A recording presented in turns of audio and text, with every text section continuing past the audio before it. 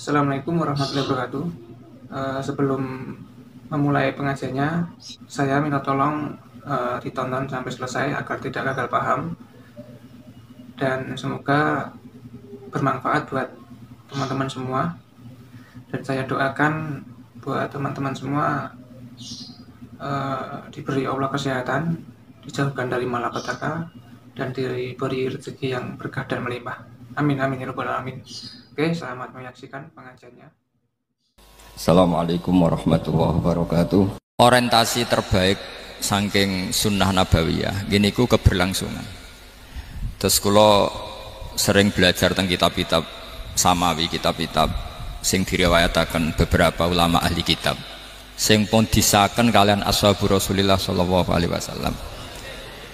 Niku riyen Nabi Ibrahim niku pertama dadi Khalilur Rahman, kekasih Allah Khalilur Rahman.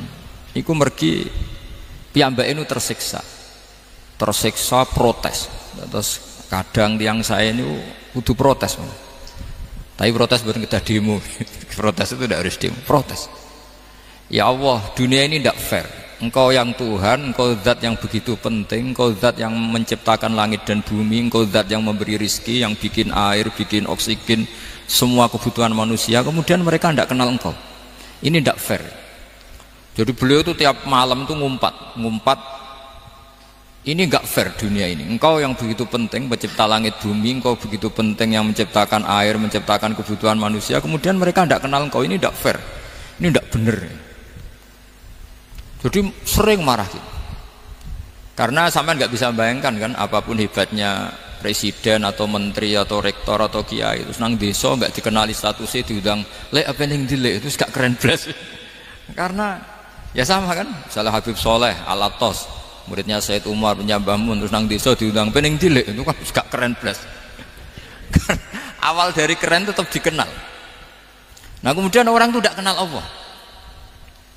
Makanya terus beliau sujud berkali-kali, ya Allah, sama siapa munajatnya beliau?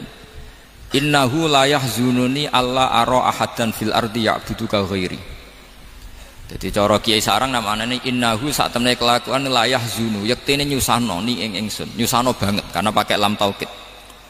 Innahu saat temne kelakuan la yahzunu, yektene nyusano banget ni ing ingsun. Apa sing nyusano an? Apa sedene kelakuan la ara ora ningali ingsun fil ardi ing dalam bumi. Ahad dan ing wong suwiji ya'budu kang nyembah sapa ahad ka ing panjenengan ghairi saliyane ingsun. Ya Allah, sungguh saya sangat susah karena Engkau zat yang begitu penting, kemudian yang tahu kalau Engkau Tuhan itu hanya saya. Sampean ngenes gak misalnya ada orang melihat saya itu Umar Hafid kemudian tidak tahu kalau beliau orang alim, sampean sebagai muridnya ngenes gak? Ngenes kan? Ada orang memperlakukan Mbah Mun tidak tahu kalau beliau seorang alim alama, kita sebagai santrinya ngenes gak? Ngenes. Lah ini Allah yang Tuhan, kemudian orang tidak ada yang memperlakukan dia sebagai Tuhan, bahkan nyebut saja tidak mau. Itu ketersiksaannya Nabi Ibrahim. Kalau kita kan tersiksa mergo ora duwe, ora payu rabi, terus sing wis payu rabi ra iso wayo, ya gitu. Macam-macam kesulitan. Itu jadi apa, jadi wali itu sudah berat karena orientasinya agak tentang Allah tapi tentang diri sendiri. Ana sing susah proposal ragu ya Mas Angga. Macam-macam. Artinya Nabi Ibrahim itu orang yang benar-benar Khalil Rahman. Beliau tersiksa ini karena dunia dianggap gak fair. Masa Allah zat yang begitu penting kemudian mereka nggak tahu. Maka awal dari nubuah itu apa? Menaukan al-i'lan, mempermaklumatkan Allah di alam raya ini. Makanya nggak ada nabi kecuali memaklumatkan diri. Saya dulu awal-awal Habib Soleh mau nyai saya bilang orang alim itu harus ngaku kalau alim. Habib juga harus ngaku kalau Habib. Yang orang miskin tidak usah ngaku, sudah konangan. Wong elek ora usah ngaku, wis ketok elek. Sudah. Karena agama ini pertama yang menolong itu memaklumatkan.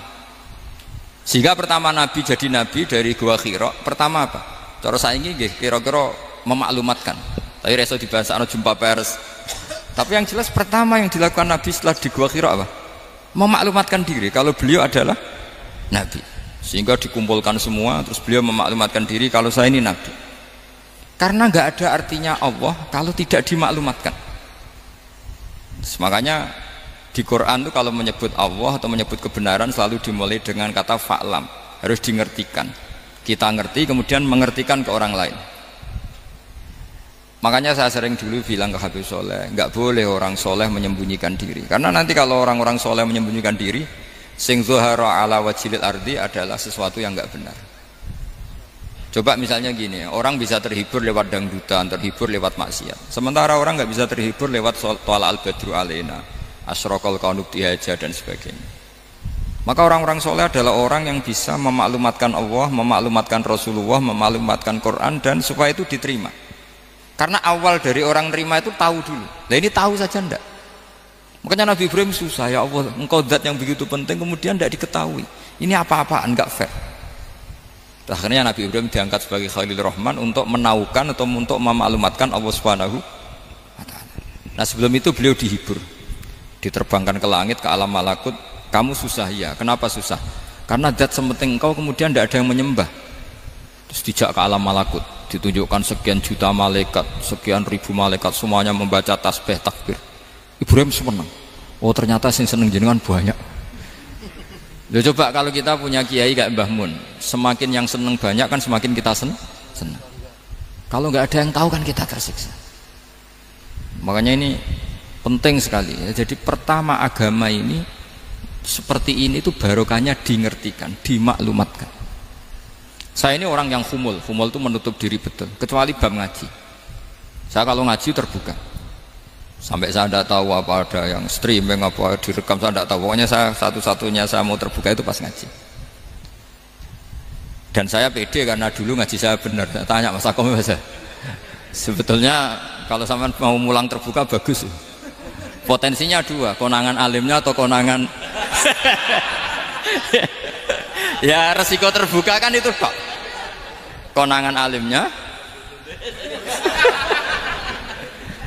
Nah daripada potensi yang kedua terus nggak mau ngajar ya humul. Syaratnya wali ku humul. Oh, humul itu nggak menampakkan. Memangnya mau menampakkan apa kalau nggak bisa apa-apa kan? Jadi saya tidak tahu itu humul apa bagian dari pengamanan diri. Apa Mas? Apa? Aim. Jaga iman.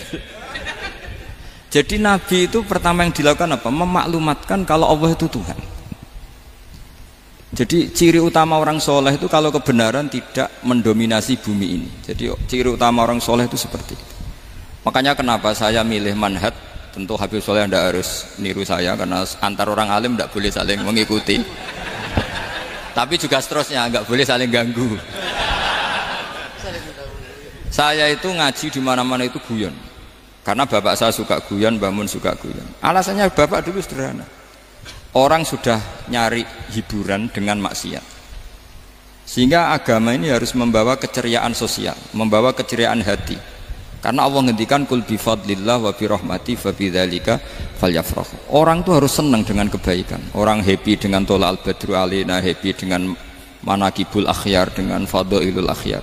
Karena orang di sana sudah senangnya itu kalau ada maksiat. Nah sekarang agama dibawa orang-orang yang tidak menyenangkan juga.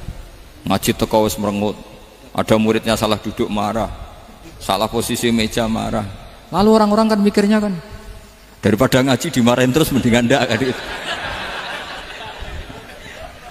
Makanya Nabi itu paling marah itu kalau satu kebaikan jadi problem.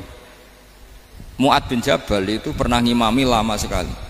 Dan yang makmum itu akhirnya mufarokoh. Dulu belum ditemukan fikih, tapi orang ini sudah berani mufarokoh.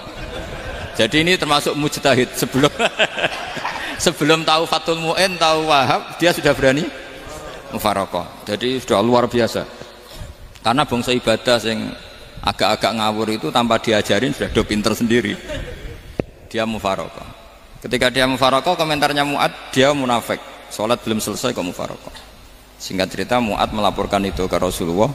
Si tukang penggembala ini juga melaporkan ini ke Rasulullah.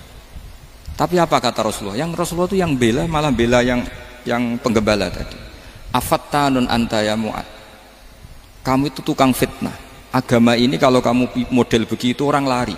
Basyiru wala tunafiru, yassiru wala tu'asiru. Padahal ini baca Quran panjang, harusnya kan ibadah. Tapi karena ini menjadi problem sosial, orang menjadi tidak nyaman jamaah, itu sudah disalahkan Nabi. Karena tadi kalau agama ini jadi problem maka masalah besar. Makanya sifat dasar Rasulullah apa khafiful maunah, biayanya murah. Makanya saya ngaji di mana-mana ya suka seperti ini. Mejanya enggak jelas, pengunjungnya juga agak jelas. Semakin kacau semakin baik kira-kira. Ini pengunjungnya juga seperti ini kan. Nanti sampean yang pidato, jadi tak beri hak gue jelek saya ini namanya aqomaddin. Kalau faman taroka fakot. Jadi pilihannya kalau gak aqomaddin ya ada medin. Jadi kenapa banyak kiai yang ceria? Karena tadi satu-satunya cara kita menandingi hegemoni maksiat adalah pembawa taat itu ceria. Karena orang itu mesti mencari kebahagiaan. Sebab itu para nabi itu mengajarkan agama ini dengan cara yang bahagia. Misalnya mangqala la ilaha illallah dakhalal jannah. Nabi tidak ngendikan gini, mangqala la ilaha illallah terus salatnya benar, puasanya benar, belajarnya benar, jadi kiainya benar. Wah itu kalau itu panjang sekali, banyak yang nggak masuk surga. Sementara kubu yang lain kampanye sudah tenang bersama bapaknya di surga. Lah kita kampanyenya, kon salat ra mesti ditampa. Puasa ora mesti ditampa. Wis repot, syaratnya ditampa ikhlas wangel. Kowe ora bakal iso. Berarti maknane kan ora bakal mlebu swarga. Akhire wong kan mikir, wis salat tetep ra swarga, puasa tetep ra swarga, mendingan ra salat. Jadi kita ini kan bersaing sama kampanye sebelah gitu. Makanya saya milih manhaj pokoknya Islam apik. Tapi bukan berarti saya menyepelekan aturan-aturan dalam sholat, karena yang kampanye itu sudah banyak. Biasanya kiai-kiai sing kereng kampanye tentang sing kereng-kereng nih. Itu saya manfaatkan, ya sudah, itu bagian jenengan. Jadi orang itu harus mikir. Agama Kristen itu diterima di Eropa di mana-mana. Di antara sebabnya adalah karena orang dijamin masuk surga. Orang mau kayak apa faseknya tetap kalau mati bersama. Kita enggak, sudah kiai, sudah mulang terus masih didoain. Semoga amal baiknya diterima, amal buruknya masih ngeper apa? Dan itu santri saya nanti kalau ziarah saya tuh ya Allah ampuni Gus Bah ampuni. Ini kan ngenyek orang itu maksudnya. Maksudnya bukan, makanya saya pernah ketemu orang yang berfaham Wahabi. Dia nuduh kalau orang doa ke mayit itu minta sama mayit. Saya bilang, saya saja yang jadi mayitnya enggak siap. Kok bisa? Doanya itu doa ngeper. Masa sama gurunya bilang gini, Allahumma in kana muhsinan fazid fi ihsani wa in kana musian. Masa gurunya ditaklek? Jadi dia tidak yakin betul kalau gurunya muhsin. Masih ditaklek, jika guru saya baik maka gini ya Allah, jika guru saya buruk maka gini. Loh saya tuh gak pernah doain Mbah Mun gitu, tak anggap gak sopan. Jadi kalau saya berdoa ya Allah jenengan izzihi apa ya, jenengan balas lah izzihi anna anil muslimina khairan katsira wa antal ghafurur rahim wa anta gitu. Saya enggak tega muni wa in kana musian. Jadi kayak ada sopan ya. Loh kalau aku yang mati sapi lagi. Tak balik malah in kana musian. Malah ada terusannya bahwa kadalik. Jadi makanya mereka kan sering pakai dalil. Andai kan tradisi itu benar, maka yang paling pertama melakukan itu sahabat. Selalu mereka berargumentasi kalau itu tradisi yang benar, maka pertama yang melakukan itu sahabat. Ya gak mungkin sahabat masa bilang ke Nabi ingkana. Bisa kafir berat kan? Masa kesolehannya? Loh andai kan Abdul Qadir wafat di mana ini ngomongin? Beduk. Saya tidak akan berdoa seperti itu. Oh bisa marah Abdul Qadir Jailani. Masa kesalahan beliau di ingkana musinan sama ingkana musinan. Jadi orang tuh harus mikir. Jadi saya dengan bukan berarti Gus Bah bid'ah menciptakan doa baru. Ini bukan urusan menciptakan. Orang yang punya sopan spontan seperti itu. Ini bukan urusan modifikasi doa enggak. Makanya kenapa para nabi itu tidak disolati dengan cara seperti itu, langsung assalamualaikum ya Rasul. Assalamualaikum ya Abu Bakrin, assalamualaikum ya Umar. Enggak mungkin kita mengatakan ya Abu Bakrin, ya Allah ingkana. Masa Abu Bakar diingkana? Kalau dia, bukan kalau beliau ashabu Rasulillah, pasti orang Sayyid itu zuriyatu Rasulillah, pasti al-tahirin al-mutahhari. Guru-guru kita ini guru-guru kita. Jadi tolong doa itu. Nah, kalau terpaksa doa wa in kana musian, anggap saja hafalnya hanya itu, tapi jangan dijiwai, apa? Jangan apa? Dijiwai. Kalau ditanya, "Lho Gus, ini orang soleh kok doanya wa in kana musian?" Itu kan guru jenengan. Apalku ikut tok. Tapi ora usah dimaknani, apa? Karena sekali dimaknani nanti kan. Jadi ini urusan etika, urusan rasa. Saya teruskan ya. Karena jadi saya mohon sekali, apa-apa itu ada aturannya. Ada aturannya. Ya tentu kita ikut masal saja. Semua selain Nabi, selain para wali kita nggak apa-apa doa wa in kana musinan, in kana musian. Tapi di hati kita sebetulnya ketika mengatakan in kana musian itu coro Jawa hanya rapalan itu ya sudah ngomong saja, tapi nggak usah apa, nggak usah dijiwai ya. Yang dijiwai kita adalah sifat ghafurnya Allah, bukan status mayitnya, tapi sifat ghafurnya Allah. Karena kata musik itu kan nggak nyaman.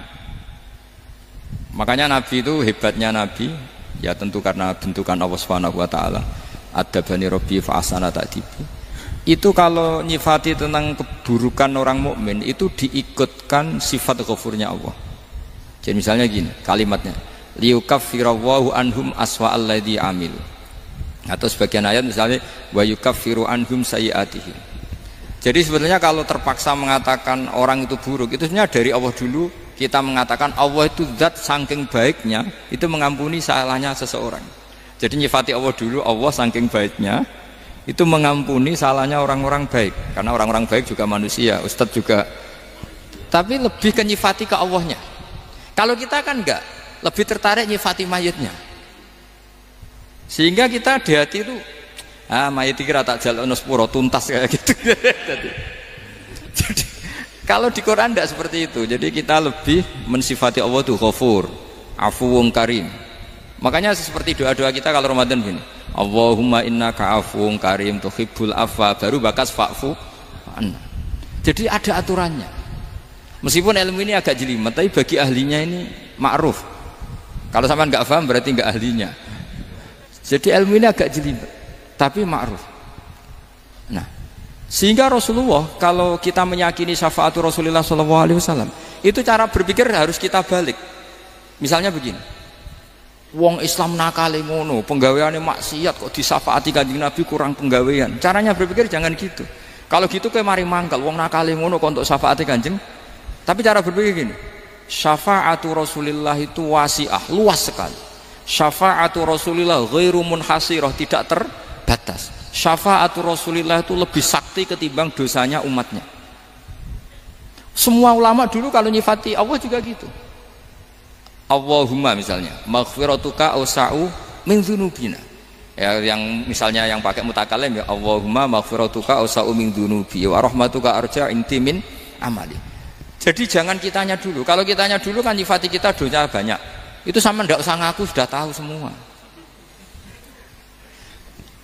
Tapi nyifati pertamanya apa? Allahumma maghfiratuka awsa'u min dzunubi wa rahmatuka arja inti min amali.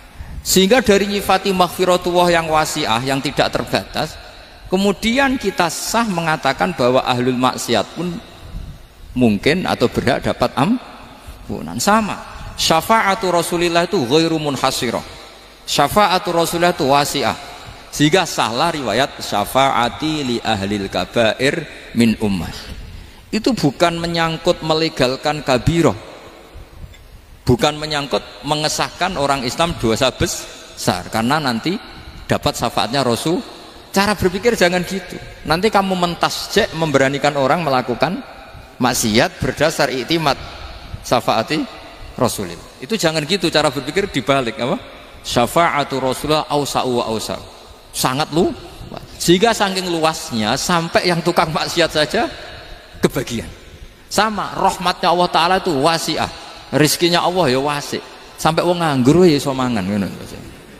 Lah begitu juga rahmati Allah Taala itu wasiah, sampai wong sing sumpek utange akeh ya iso guyu ngono. Iya. Tapi kalau dibalik, misalnya saya diprotes kiai, saya pernah juga diprotes. Gus, umat kok mbok latih guyu, padahal mereka maksiate akeh, hutangnya akeh, gini-gini. Karena kamu menyifati orangnya. Kalau menyifati orang ini sampean guyu haram. Utang jatuh tempo, sampean gak mikir dosa ndak? Dosa. Jadi kiai muridnya goblok kok kiai ini kurang tahajud, ya dosa. Jadi kiai kok muridnya goblok tenang wae. Sementing untuk sowanan, itu amatir ya gini. Mestinya cara berpikir dibalik. Rahmatullah wasi'ah, rizquhu ya wasi', fadluhu wasi'. Sampai wong sumpek wae iso guyu. Sehingga kita ini sudah objek. Loh, kita ini tidak subjek di alam raya ini, kita tidak subjek tapi apa? Objek. Makanya saya berkali-kali mengatakan, mbok kayak apa sumpeknya kita, tetap wong iso guyu. Karena apa? Allah mensifati dirinya wa annahu wa adhaka wa abka. Allah itu adhaka, zat yang memberi orang iso guyu. Wa abka lan zat sing maringi wong iso nangis. Karena sifatnya Allah Ta'ala pasti nafidzah, sifatnya Allah Ta'ala pasti terjadi. Dan kita objek. Makanya wong sumpek utange akeh, bojo ora percaya, tangga ora percaya, nak guyu banter-banter. Karena Allah ku adhaka, zat sing maringi guyu. Wa abka, sudah presiden, sudah gubernur, sudah menteri, nak Allah kepengen nangis no yo nangis. Coba ngeluhnya apa kalau misalnya jenengan seorang mantan presiden atau mantan gubernur, kadang anaknya calonan RT mbok menang bondak. Ngeluhnya apa orang alim, misalnya alim alama, anaknya mau jadi jurumiyah ra iso, susah. Kaya raya anaknya jadi pasien, susah. Allah punya cara untuk abegah, untuk bikin orang nangis. Nah karena kita ini objek, pasti sesupek apapun orang yang bisa tertawa ya bisa nangis. Makanya banyak ulama yang nggak terlalu serius mikir agama ini, bukan karena dablek, enggak, karena Allah mensifati dirinya Al-Hadi, yang memberi petunjuk. Kita gak ditunggoni Kanjeng Nabi, gak ditunggoni Wali Songo, gak ditunggoni para alawin yang dulu, gak ditunggoni Habib-Habib yang kayak Said Abdul Al-Haddad.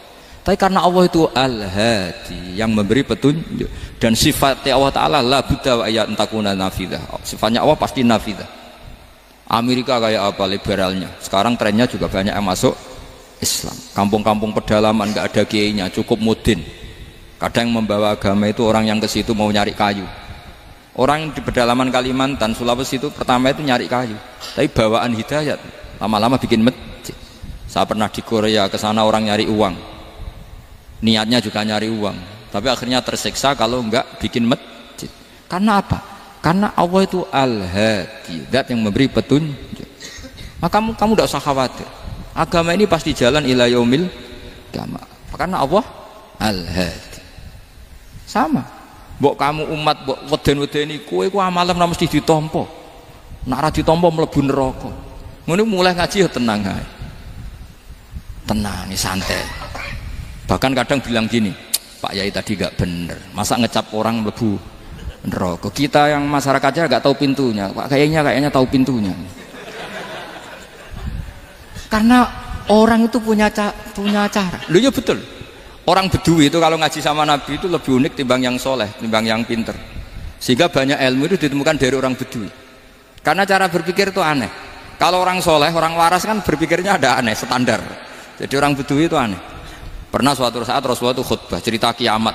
Wah, dahsyatnya kiamat kayak apa? Semua orang diam nangis semua. Orang Bedui enggak, lebih cerdas. Ini Nabi itu aneh, cerita kiamat kok udah ada tanggalnya, ini gimana? Orang nangis semua karena dahsyatnya kiamat kayak gitu. Bumi dihancurkan, wus. Pantas sudah nangis dewi-dewi. Ya ono sing nangis pabrik banyune macam-macam ya. Ini kalau kiamat gimana ini perjalanan air kemasan saya kan orang mikir mikir dewi-dewi gitu. Tapi ini enggak. Orang Bedui cara berpikir tuh enggak. Malah ya Rasulullah, mata saah. Engkau itu cerita kiamat tapi enggak jelas tanggalnya.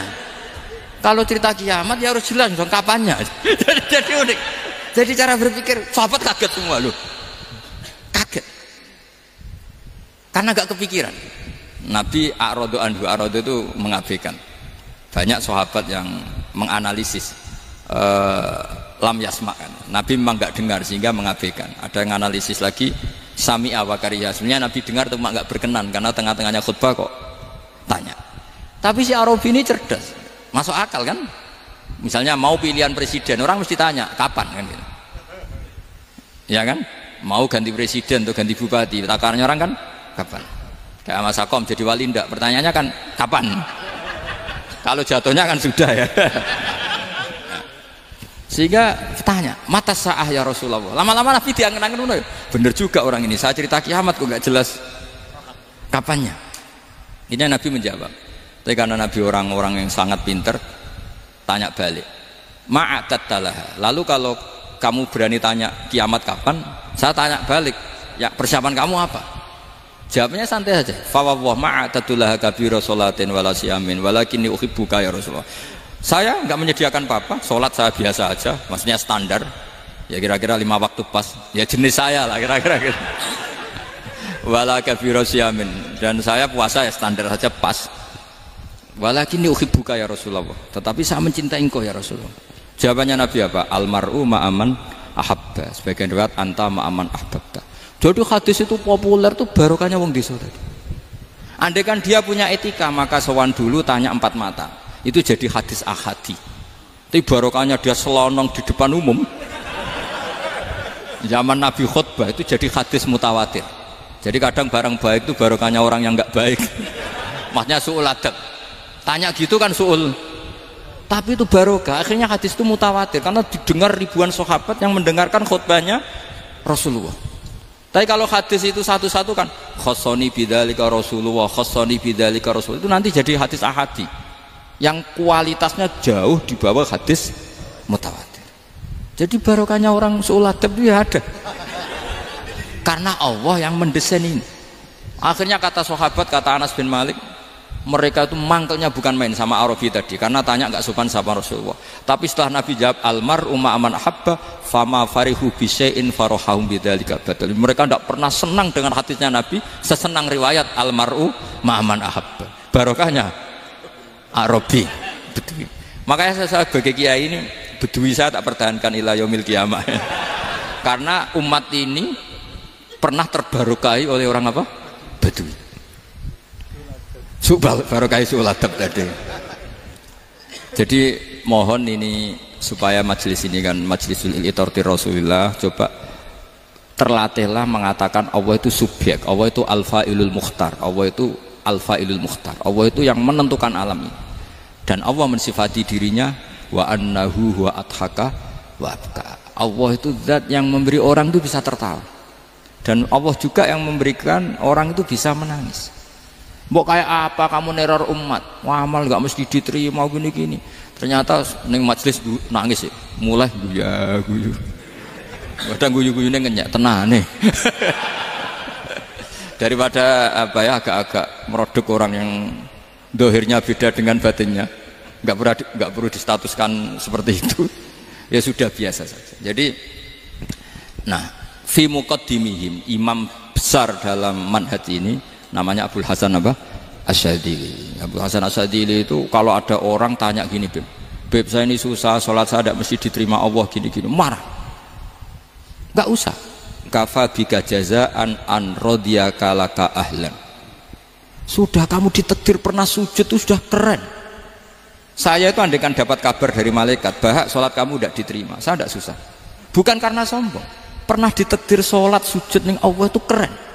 Kayak apa malunya kita ketemu Allah kemudian kita di bumi tidak pernah sujud. Makanya cara Abul Hasan Asyadzili kowe ora usah mikir salatem ditampa ora usah mbok mikir. Kowe ditakdir tau sujud itu hebat. Kafa bika jazaan an radiyaka laka ahlan. Cukup kamu mendapat balasan dari Allah, kamu pernah ditakdir sujud.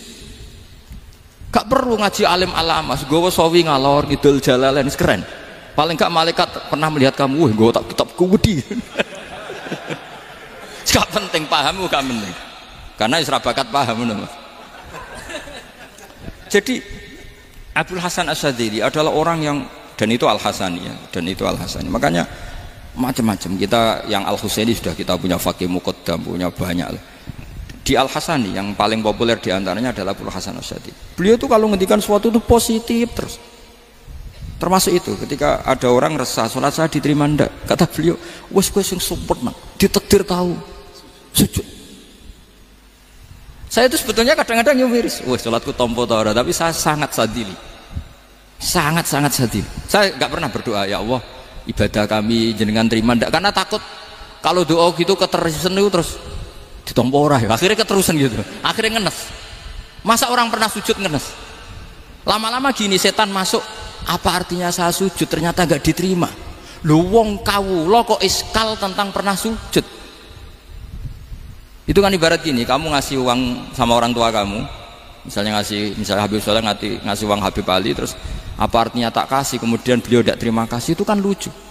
Terima kasih tidak terima kasih, seorang anak ngasih orang tua itu keren. Makanya saya bangga dengan Habib Soleh ketika beliau mengumrohkan Habib Ali, sudah mendaftarkan haji Habib Ali. Nggak usah mikir diterima apa enggak, wes keren, itu sudah perilaku yang keren, yang hebat. Makanya saya sering ada orang mau cerai tanya saya, Gus saya ini cerai gak, istri saya kurang ajar gini. Gak usah. Tapi bojo kula judes. Uang di bojo iku wis keren, paling gak kowe ra darani jomblo.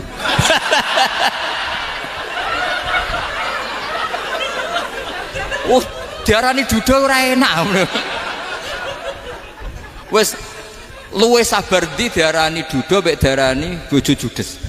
Enak bojo judes cek gagah. Di bojo lah. Oh, provokator itu. Jadi kafabiga jazaan an radhiya kalaka alan, sudah ditakdir pernah sujud itu sudah keren. Dulu ulama ala hadan nampak. Ulama dulu cara berpikir seperti itu. Makanya ulama dulu kalau nafsiri wasjud waqtarib sudah pernah sujud. Di Quran enggak pernah ada ayat wasjud lan sujudo sira ingkana kada wa kada ingkunta mutayakinan bikobuli sujudi, kan ada sujud ya sujud saja, tidak usah mikir makbul apa tidak makbul. Sudah kalau sujud pasti waktari. Terus saya sebenarnya ya sebagai orang ya kadang wedi, sholatku ditompo ta ora. Tapi kalau keterusan nanti ada was-was yang mengatakan opo artine sholat. Lu tuh kan ngeri seorang hamba sing uripe ning bumine Allah kemudian menyoal pernah sholat hanya karena takut gak diterima. Itu kan geblek banget. Dan saya jenis kiai yang di partai itu. Saya tidak tahu kalau keneng dikom. Sedih umat masa kamu gak ada keren iblis. Jadi, nah nanti kalau misalnya ada manhajnya Habib Soleh yang tidak seperti itu tidak apa-apa. Mungkin supaya orang nggak takabur, nggak fakhr. Sehingga makanya mulai dulu lama itu ya partainya kalau nggak rojak ya khauf. Nah saya ini yang terang-terangan ikut partai rojak saja, apa? Partai rojak. Karena banyak yang sudah di partai khauf. Tapi saya rojak yang bil ilmi tadi. Makanya Sayyidina Umar radhiyallahu anhu itu yang namanya sama sujud. Saya itu punya kitab. Habib Soleh pernah tak tunjukin tulisan tangan saya.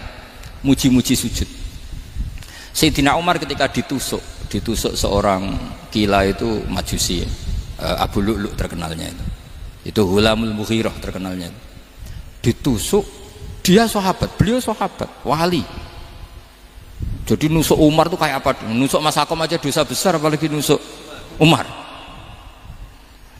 Itu ketika ditusuk, dia itu ya punya dendam. Namanya manusia itu punya dendam. Maksudnya namanya orang kan mangkel sama yang nusuk. Kalau orang mangkel itu inginnya kan yang nusuk itu masuk neraka. Tapi apa kata Umar? Ngendikan gini, tanya pertama, yang nusuk saya siapa? Orang Majusi. Orang Majusi, Hulamul Mughirah.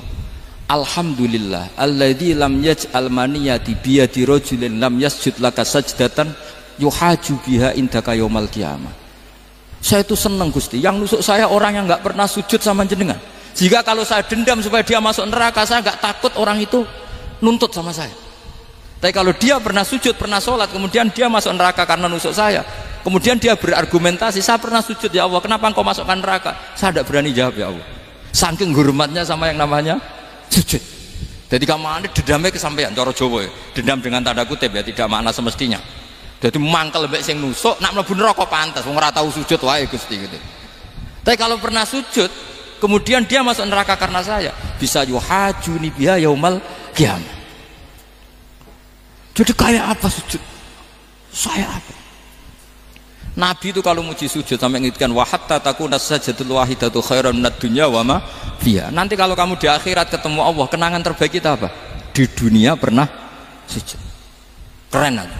Cara ning pondok wis tau bayar seharian lho. Cara sowan kiai tau ngamplopi Mas. Wis go jajan. Nah tapi kadang syaitan itu masuk tadi. Apa artinya sujud gak mesti ditompo, apa artinya sowan Habib ngaturi ra mesti ditompo, ngaturi kiai. Akhirnya ada ketakutan. Nah kalau ketakutan ini berlebihan lama-lama, ma faidatus sujud. Wah itu sudah buruk sekali wong hamba kok tanya ma faidatus sujud. Lah ini di pentingnya mazhab-mazhab Syadzili. Jadi saya ngaji agak-agak uraan wa amdan. Kalau ini watak sudah bukan. Jadi uraan itu ada dua, ada yang amdan bismil ilm, ilmunya banyak terus milih manhaj. Insya Allah saya partai itu. Ada yang uraan bakat Mas. Ada ya? Ada apa banyak? Nah sebetulnya khauf juga gitu Bim. Ada khauf itu karena ilm. Ada Habib alim alama atau kiai alim alama, dia tahu masyarakat kalau ngikuti Gus Bak nanti jadi fakhr, kurang tawaduk, terus dia milih partai khauf. Lah yang buruk itu ada kiai yang milih khauf pancen dari awalnya sati cilik ya. Jenisnya wis sati. Jadi sebenarnya dia ndak cukup ilmunya nerangkan khauf, cuma jenisnya wis sati cilik. Wong ning omah lawang dikunci ono gludak-gludak, ono hantu putih. Jadi ya sama, yang bawa rojak bisa bawaan dablek, yang bawa khauf bisa saja bawaan ati cilik. Nah kita ingin yang bawa rojak ya bismil ilm, yang bawa khauf juga bismil ilm. Ya ono teh Mas, wong sing ati gede, pegawene dua blek, tapi enggak bawaan rojak, memang bawaan dablek. Ada yang ati cilik tapi bawaan khauf. Jadi mengatakan khauf tapi sebetulnya bawaan ati cilik. Nah kita inginnya ndak, kalau rojak ya bismillah kayak Abdul Hasan Asyadzili, kalau yang kampanye khauf kayak Sayyid Abdul Haddad bawaan apa? Ilm. Sehingga kita ini Kul inni ala bayyinatin mir rabbi, semua itu berdasar ilmu sing jelas welo-welo. Makanya semua nabi memaklumatkan apa? Kul inni ala bayyinatin mir rabbi. Jadi semua ilmu syaratnya apa? Bayyinah. Bayyinah itu kebenaran ilmiah sing jelas welo-welo. Makanya itu yang disebut Allah Subhanahu wa taala mensifati kekasihnya yaitu Nabi Muhammad sallallahu alaihi wasallam, lam yakunil ladzina kafaru min ahlil kitabi wal musyrikina munfakkina hatta ta'tiyahumul bayyinah rasulun minallah yatslu suhufan mutahhar. Niku Kanjeng Nabi saking cerdase meneh tek wong Islam, wong musyrik, wong kafir ngerti logika yang dibangun Nabi saja kuat infikak dari kemusyrikannya. Makanya disebut munfakin. Orang-orang musyrik, orang-orang kafir tidak munfakin, tidak tercerabut dari akar akidahnya hatta ta'tiyahumul bayyinah. Itu siapa? Rasulun minallah yatslu suhufan mutahhar. Masyhur itu debatnya Nabi dengan orang-orang musyrik.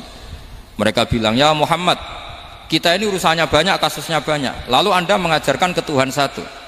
Masa urusan banyak cukup Tuhan satu? Itu enggak fair Muhammad. Aja'alal alihata ilaha wahida inna hadza la syai'un ujab. Urusan kita banyak, masyakil kita banyak, muskilah kita banyak. Kalau Tuhannya satu enggak cukup Muhammad. Nabi dengan santainya memberi penjelasan. Ya sudah gini saja.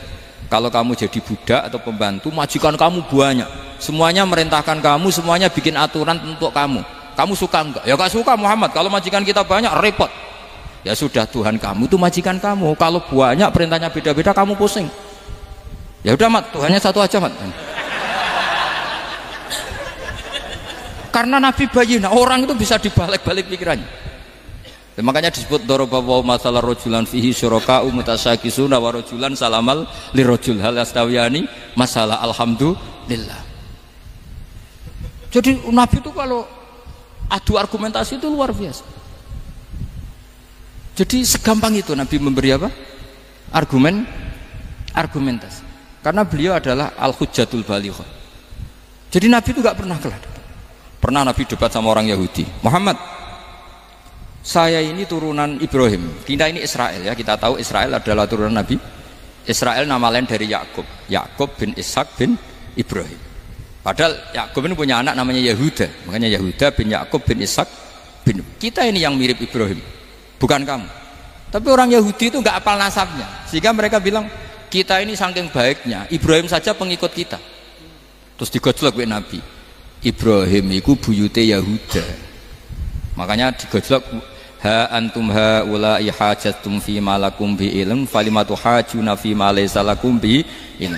Kita adu debat itu sudah ilmiah, kenapa kamu menjadi tidak ilmiah? Kenapa Muhammad? Terus Allah nurunkan wama unzilatit Taurat wal Injilu illa mim ba'di afala ta'qilun.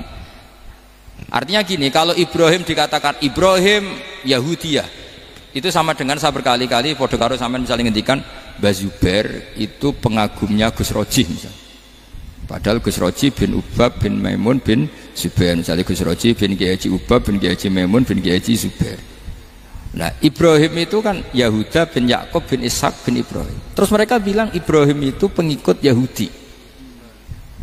Itu kan kebalik-balik. Kayak Habib Hasan itu pengagum Habib Soleh. Kan Habib Hasan rohnya ini gimana ini sih mbahnya kok dianggap. Nah sehingga orang Yahudi ketika Nabi berdebat beda dengan Nabi Muhammad SAW. Ketika ditanya kenapa kamu yakin agama tauhid millata abi, karena ini agama nenek moyang saya, millata abikum apa? Ibrahim. Jadi jelas akhirnya orang Yahudi ngerti. Ya kan sama dengan mengatakan tadi Pak Karno itu pengagum Puan Maharani, kan aneh nggak kalimat itu. Mbah Hasyim Asy'ari itu pengagum Gus Dur, gak lucu itu debat. Jadi Nabi itu orang yang bayinah itu kalau menerangkan kebenaran itu bahkan orang kafir pun bisa infikak, bisa munfakin, tercerabut dari akar kekafiran. Nabi itu mudah sekali merubah logika. Makanya di Quran sering ada kata aro'aitum, karena memang tadi. Nah saya mohon apapun pilihan anda rojak kayak Abdul Hasan Asyadili tadi, ketika orang resah sujudnya diterima apa enggak, sholatnya diterima apa enggak, beliau bisa berargumentasi betapa pentingnya sujud. Wes aja kowe iku kawula, tahu sujud itu keren. Saman bayangkan betapa malunya kita kalau kita ketemu Allah kemudian di dunia enggak pernah. Lho paribasane kula mlebu swarga lah wisin. Mlebu swarga tapi ning donya ora tahu wisin. Sama seperti kowe di guru saurip-uripmu ora tahu salam templek wisin. Kira-kira seperti meskipun salam template ora penting ya ora penting tuh, misalnya soalnya salam template 50.000 duwe wis akeh ngono kan. Nama sakom penting kudu rokok. Itu bukan nilainya kok, betapa malunya kita. Saya dulu mau sarang, andai kan tidak pernah khidmah sama iya malu tenan sebagai apa? Santri. Makanya Sayyidina Umar ketika beliau dibunuh orang, itu pertanyaan pertama, dia pernah sujud enggak pernah. Andai kan dia pernah sujud, maka saya tidak berani masukkan dia masuk neraka. Takutnya dia protes sama Allah, ya Allah saya pernah sujud kenapa harus di neraka. Atau Umar ditanya Allah gini, Umar kue ridho wong sing tahu nyembah aku kemudian dia di neraka, kayak apa? Jadi makanya Umar ketika wafat ketika alhamdulillah alladzi lam yaj'al maniyati biyadi rajulin lam yasjud laka sajda.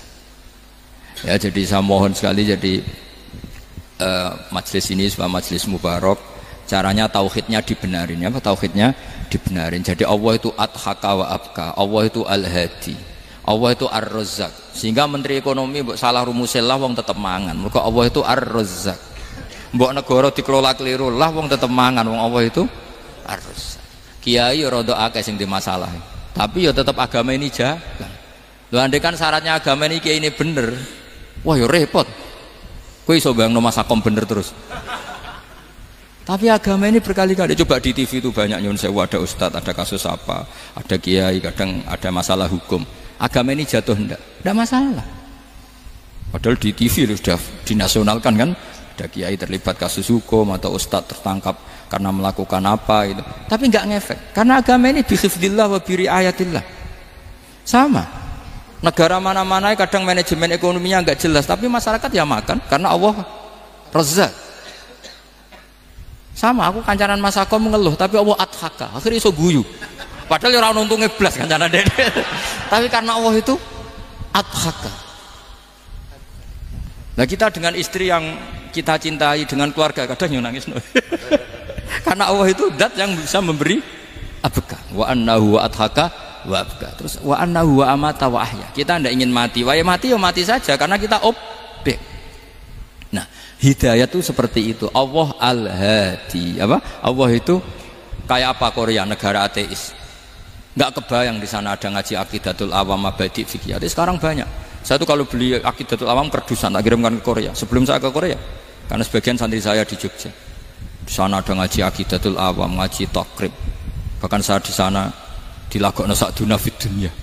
Kayak apa Allah kalau ingin bikin hidayah? Karena Allah itu Al-Hadi. Wong Indonesia digerakno seneng duit. Bareng wis seneng duit moro apa? Korea, setelah di Korea tersiksa karena gak ada tempat sujud, akhirnya urunan. Segampang itu kalau Allah menghendaki.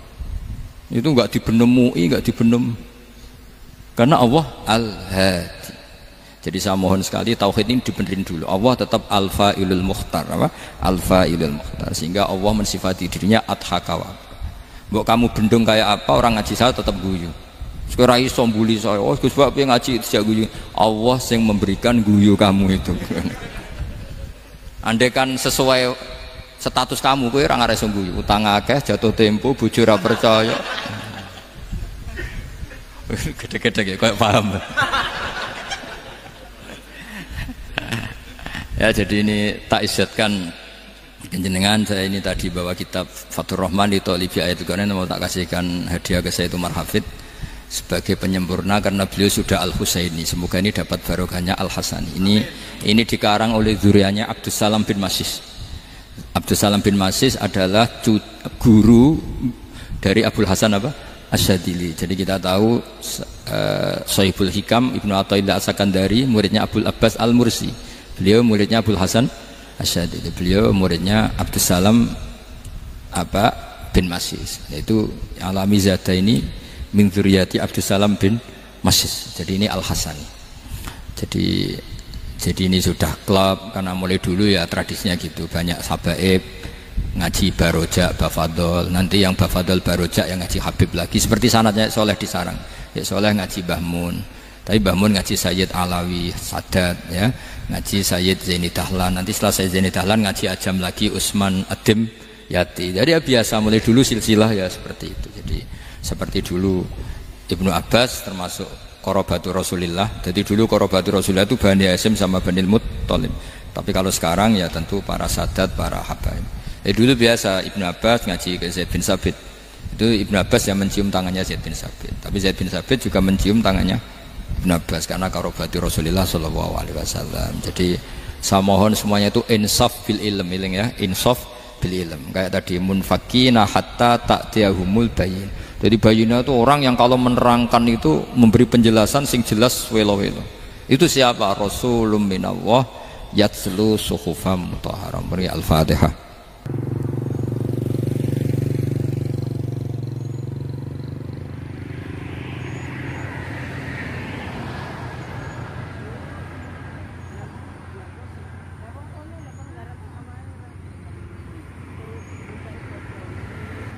Oke, terima kasih sudah menonton pengajian kali ini. Semoga bermanfaat. Jangan lupa share ke teman-teman atau kerabat terdekat. Dan sampai jumpa di video selanjutnya. Assalamualaikum warahmatullahi wabarakatuh.